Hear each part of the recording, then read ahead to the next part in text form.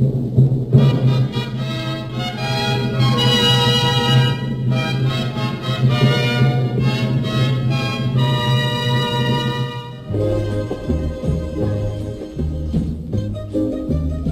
on Tartu kammivabrikus töötatud aastakümneid. Paarikümne kopikalise kammi tegemiseks sama palju tööoperatsioone. Nüüd hakkab tselluloidkamm ja käsitsitöö ajalooks muutuma. Asemele astuvad uued materjalid ja automaadid.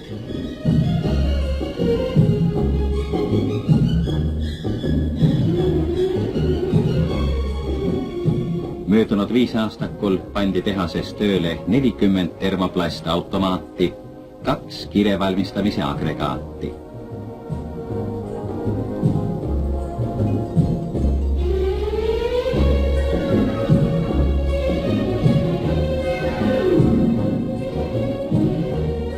Üheksanda 5 aastaku ülesanded on suured.